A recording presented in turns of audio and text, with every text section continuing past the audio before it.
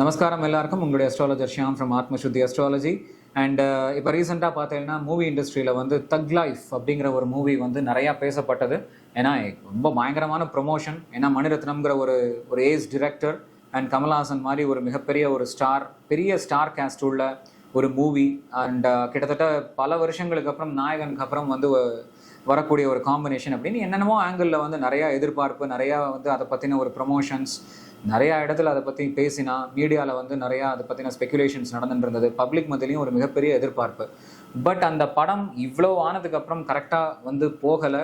And நிறையா வந்து snub பண்ணி பேச ஆரம்பிச்சிட்டா படம் சரியாக இல்லை, இதுதான் வந்து this is the end period of Mani Ratnam, Kamal Haasan இவாள்லாம் ரிட்டையர் ஆகிடலாம், அப்படி பேசுகிற அளவுக்கு என்ன ஆச்சு அப்படின்னு பார்க்கும்போது அஸ்ட்ராலாஜிக்கலாக இதில் நீங்கள் வந்து பார்த்தீங்கன்னா நாயகன் ரிலீஸ் ஆன சமயத்தை நீங்கள் எக்ஸாக்டாக எடுத்துட்டீங்கன்னா அதுவும் வந்து ஒரு எப்படி சொல்கிறது, it is like classic evergreen movies அப்படிங்கிற லிஸ்ட்டில் வந்து இந்த நாயகனும் ஒன்று.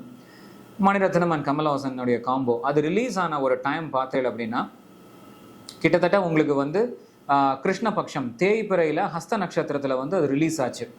இந்த தடவையும் அவள் சூஸ் பண்ணது என்னவோ ஹஸ்த நட்சத்திரம் தான். பட் தென் என்னன்னா வளர்பிறையில் வந்து அவள் சூஸ் பண்ணியிருந்திருக்கா. ஸோ கமல்ஹாசனுடைய ஒரு காம்பினேஷன் அண்ட் ராஜயோகம் பொறுத்த வரைக்கும் வந்து பார்த்தீங்கன்னா ஹஸ்த நட்சத்திரம் அவருக்கு கண்டிப்பாக சூட் ஆகும். அது ஒருவேளை தேய்பிறையாக அவள் சூஸ் பண்ணியிருந்தான்னா வந்து it's is a different thing. And but அது வந்து அந்த ஒரு பிளானட்டரி காம்பினேஷன்லேயும் அந்த மாதிரி ஒரு ஸ்பெசிஃபிக் காம்போவில் அவள் ரிலீஸ் பண்ணது அஸ்ட்ராலாஜிக்கலாக பார்க்கும்போது அது ஒரு டெட்டீரியோரேட்டிங் காம்பினேஷன் அப்படிங்கிறது தான் ஒரு உண்மை. ஸோ இது அஸ்ட்ராலாஜிக்கலாக வந்து நாங்கள் உங்ககிட்ட ஷேர் பண்ணணும்னு நினச்சோம். அதுக்காக தான் இந்த வீடியோவை பேசுகிறோம். ஸோ தொடர்ந்து நீங்கள் இந்த சேனலை பார்த்துட்டு வாங்க. நிறைய முக்கியமான விஷயங்களை பற்றி நாங்கள் ஷேர் பண்ணுவோம்.